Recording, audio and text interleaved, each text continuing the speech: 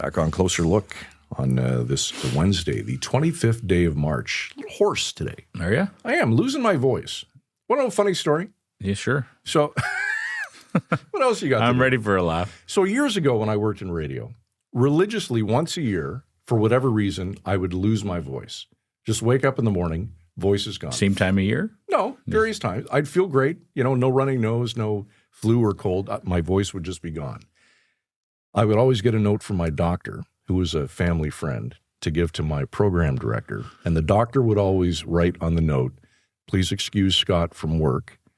He needs lots of fresh air and exercise walking, i.e. golf. I used to golf with my boss, and it would upset him that I'd get a free pass for a week. Was it like a 6-week letter or for a couple No, it was days? just for a week. A whole week? But he would literally write on there, Scott needs to play some golf. And So get you some just fresh didn't go air. on the air for a week? Couldn't. I had no voice. But you know what I could do? Swing a golf club. I don't want to say that joke about face for radio, but it might apply here. You were not the first to utter those words, let me tell you. Did you read any gambling ads? They didn't have those back then. Huh? Touche. We ran a poll on that post. I yesterday. wanted to ask you, what were the results? Last I checked, 88%, hundreds of people cast a vote. The question was, should we ban gambling ads from the airwaves? Wow. And it's overwhelmingly 90%. 88 to 90% last I checked. It's interesting, too, some of the comments are a lot of people agree, and a lot of people are saying, hey, it's your life. You need to figure yourself out and navigate the world. Yep. If there's an ad saying you should, use drugs or drink alcohol, you don't have to do those things. No. Which I guess is a fair point. But for me, it's more it's the annoyance of trying to enjoy my sporting event on TV. Yeah, I hear you. I wanted to ask Bruce yesterday, and maybe you know the answer. There was a shift a couple of years ago where celebrity endorsements were concerned that they had to include a bit of a help component to the message. They weren't right? allowed to advertise the product per se. They had to advertise responsible gambling, but they could still mention the product on there, right? All right. There's the Connor McDavid commercial with the guy in the Zamboni in his backyard. That's because everyone has a Zamboni in their backyard. Anyways. All right, let's get to tonight. Tonight's show. Proud Canadians we are, and we shop Canadian certainly when we can. Is your grocery cart full of Canadian items? I always try and support local, support the Maple Leaf. Absolutely. Yep, I try to support local breweries. But you know what I have? I haven't bought a beer at a beer store in years. I really like to try to support. That's one way to support Made in Canada. But the Buy Canadian movement, we've talked about it on the show in the past. We've had different guests talk about it. And it has maintained itself. It wasn't like a real popular thing that then quickly died out. It's been consistent. Consumers still care very much about it. A year after Trump first brought in these tariffs that got everybody so upset, and the threats of annexation and all his 51st state rhetoric, it stayed. And it stayed so much that the Canadian Food Inspection Agency put out a statement the other day saying that they acknowledge how much Canadians care about this, and they've really cracked down on misleading labels. And they want to make sure that if people are seeing a Made in Canada or a Product of Canada sign, or it's under the Maple Leaf, that they can trust that it's actually Canadian. And they announced that they've fined 5 grocery stores since last April for a total combined amount of $47,000. And they've actually investigated more than 100 other complaints and had some other remedies, whether it be, some change in their practices, but without the fines. Right. So it's an issue that they're taking seriously. That's what they wanted to get that point across. And, it did strike me at this whole idea of when you're trying to buy Canadian, you also have to watch out for the maple washing, that idea that people are taking advantage of their connections to Canada or alleged Canadian connections.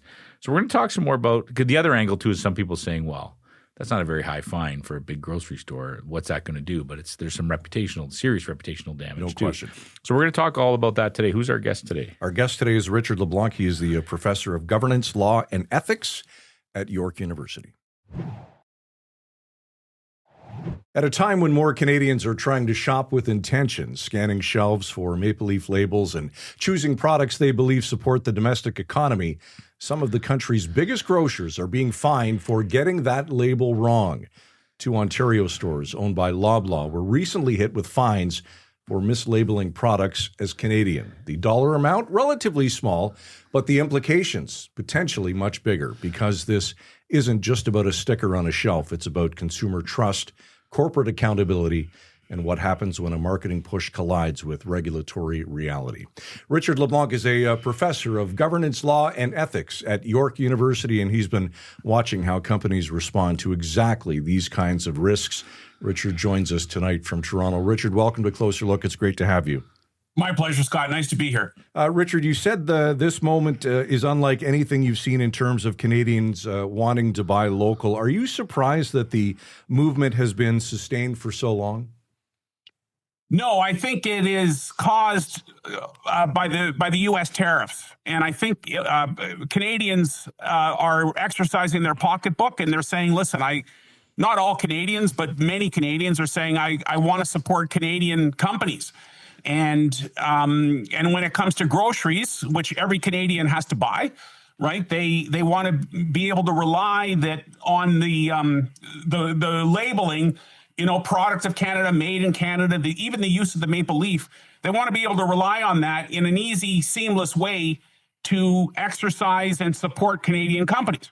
And if that label is incorrect, the effect is that the regulator is saying, listen, you need to get it right.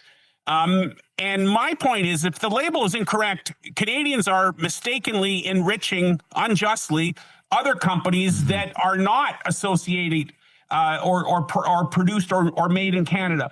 So the use of mislabeling opens up, reputation risk, financial risk, and you mentioned, Scott, $10,000. That's not a huge amount of money, but it's not insignificant if you're a small shop. It also introduces the potential for maple washing class action lawsuits. And there's one that was filed in Quebec recently. It's not approved by the court yet, but it alleges very similarly that Loblaws, Sobeys, Metro, and Walmart are mislabeling. So I think Canadians are seized with the importance of this, and they want to be able to support Canadian-owned companies and Canadian employees. Well put. I want to get into some of the issues you just mentioned there, but I want to ask you personally, has it changed your shopping habits at all? Yeah, it has. I mean, I shop online, and I look for the maple leaf, and I look for produced in Canada. So I think it's a small way of supporting Canada. And I think I don't think I'm atypical. I think there are many Canadians that do the exact same thing. Mm-hmm. Richard, just for everyone's benefit, can you explain the difference between made in Canada and product of Canada? The product of Canada is a much higher threshold. 98% of the total direct costs need to be Canadian, and that's processing, ingredients, and labor. So that's product of Canada. Made in Canada is a lower threshold. 51% of the total direct cost of production must be Canadian. And also a substantial transformation must have occurred in Canada. And you can use the maple leaf for either one, product of Canada or made in Canada. But the regulator goes a little further, Scott, and they talk about, roasted, distilled, canned, refined, processed, prepared. So the regulator has got very specific regulations on how Canadian a product has to be for a company to be able to benefit from that Canadian brand. It's sort of like a passport, right? The Canadian passport is one of the most respected in the world. The Canadian flag is similarly. So I think there's a market value attached to being a Canadian product. I think that's what the regulator is really saying. That's a great explanation. Thanks so much for that. And just to bring our listeners up to speed, the Canadian Food Inspection Agency put out a statement the other day acknowledging that this is an important issue and that they're on this. They want to make sure that the labeling is accurate. And they did say there's been 5 fines since last April for a total of $47,000. Just some examples, Professor. What are they being? Do you know some specifics of what they're actually finding and why they're leveling a fine? Yeah, there was, in one instance, there was inconsistency between the product was not mislabeled, but it was on a shelf, and the signage on the shelf was inconsistent with the product. Mm-hmm. In another one, in the class action one I mentioned, there were it is being alleged that onions from Egypt and Guatemala were represented as being Canadian. So it's not serious in the sense that it's ingredients, but where it can start costing real money is if this class action lawsuit is approved by the courts and it's Canada wide, because the average grocer has thousands and thousands of products, and lawyers are very good at asking for books and records. This reminds me of the bread price fixing litigation from 3 or 4 years ago, where grocers can ultimately pay in the millions of dollars. So I think it's important to get it right. And my area is boards of directors, and boards often talk about legal risk, regulatory risk, reputation risk, and they cross-examine management teams and say, listen, what are the controls so that we're not offside? Because we don't want to be splashed across the news. And even when a company is splashed across the news, like Loblaws, for example, other peer companies will say in their boardrooms to management, show me that this will not happen to us. What are the procedures that are in place so that we get this right? So I think it's percolating across Canada, and that's all it takes, gentlemen, is a few fines for it to catch people's attention. Well, let's talk about that for a second, Richard. The fines, 47 grand spread over 5 companies, doesn't seem like much. Should they be more? They should be, because not all companies are the same size, and it might be a rounding error for a large grocer. It might be more significant for a small shop or a mom and pop shop. I think this reminds me of FinTrack when FinTrack were the financial crime agency in Ottawa were giving very low fines, and the legislation was changed, and now they're giving fines in the hundreds of thousands, in some cases millions of dollars. I think legislation needs to be changed to enable the regulator to impose larger fines, commensurate with fault and commensurate with the size of the grocer. But as you mentioned, too, the other important thing is it's not really just about the fine amount either. It's about the fact that your company name is in the headlines and the reputational damage. That's pretty significant too, right? That's as if not more significant. Yes, absolutely. That's a great point. The other issue is it's not just the fines either. We're seeing that the CFIA has announced that they've had at least they've investigated about 100 or so complaints, 104 complaints, and they've done some other things as well. This might be a difficult question, but are you surprised that they're paying this much attention to it, or is this what they need to be doing?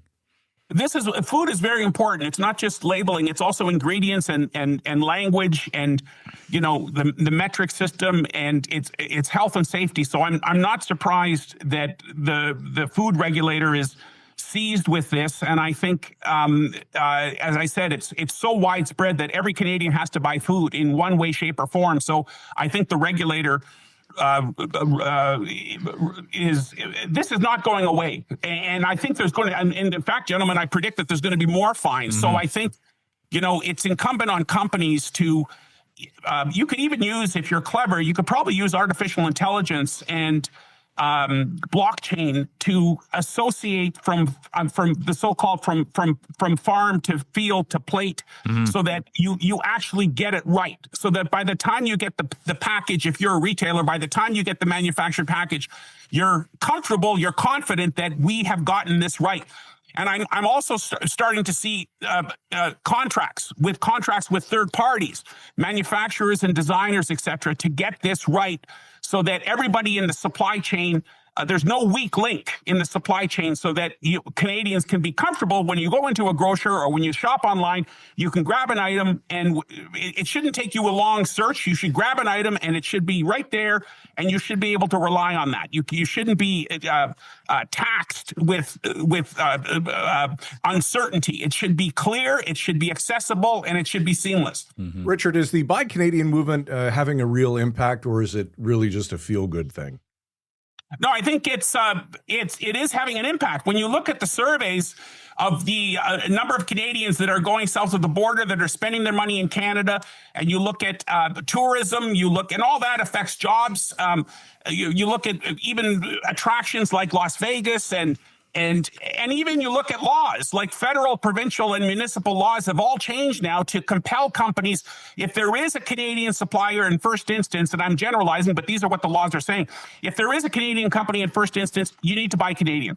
And so I think politicians are seized with this. I think regulators are seized, and I think Canadians are. And I think it's a mixed blessing with Mr. Trump. And this actually has got the perhaps unintended effect of strengthening our resiliency, our resolve, and our solidarity. So I do think, Scott, that there is a direct relationship between buying Canadian and strengthening our capacity to feed ourselves and to buy Canadian. We're not a large country, so we're competing. And when you bring up dairy, for example, we have very different regulations and safety and health, and we don't have long production lines like the American food companies. So it's in Canada's interest to start to develop this critical mass so that we can be self-reliant when it comes to food. Do you think it's enough that President Trump has actually noticed? He was noticed? No, do you think it's been enough of a movement that President Trump has noticed? Yeah, I think he watches television and he sees Carney doing trade deals. I think there's been over a dozen deals in the last number of months. He's at any given day. I think he's in Ottawa this week, but he had deals with India. He's been to China. He's been to Indonesia. He's been to the Nordic countries.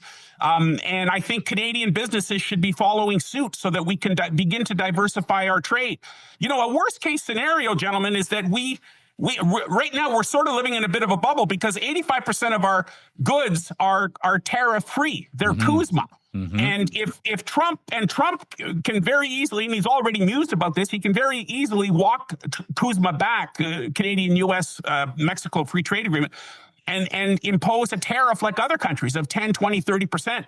So I'm telling my boards that I work with, listen, chances are you've got CUSMA, you're under the CUSMA umbrella, but in the next 6 months, your management team should be bringing to you plans if there is a walk back from CUSMA and if there are tariffs imposed on what were formerly tariff-free goods. So we're not out of the woods yet. We have to negotiate CUSMA, and I think the Canadian public is really giving Carney a long leash because they realize that Mr. Trump is erratic and unpredictable at the best of times. But in a worst case scenario, our tariff beyond the sectoral tariffs, our tariffs might be getting worse sooner than better. Sooner than later. That's a great point. I'm glad you brought that up. I appreciate it. What's the best case scenario for us, they say, a year from now then, Professor? I mean, is it to try to drag this out as far as the long as we can, these negotiations? Yeah, I think and I can't speak for the Canadian politicians, but I think the strategy is to wait this out and to hope that the midterms turn around the Senate and the House. And we just had a seat overnight that flipped to Democrats. So I think, but there is a bit of a clock for Canada. I think midsummer, June or July, all three countries have to indicate what they wish, if they wish CUSMA to continue or not. And there are things that follow, so we can't indefinitely wait out the clock. But we should be prepared for all scenarios. And I just mentioned the worst case scenario. The best case scenario is that we renew CUSMA in a way that gives Trump a win and gives obviously Canada a win. And I think Carney is clever enough, and the people around him, that they're not going to have a bad deal. So I think, a best case scenario is we get an acceptable deal for another 5-10 years so that we can continue our trading relationship with the United States. But at the same time, I think and these are not my words, these are Carney's words, I think the relationship between Canada and the U.S., the former relationship is over. And I think Canadians and regulators and provinces and territories have all come to realize that we can't have 85% of our trade with one country. And we never had. I mean, this started, you remember in 1989 with Brian Mulroney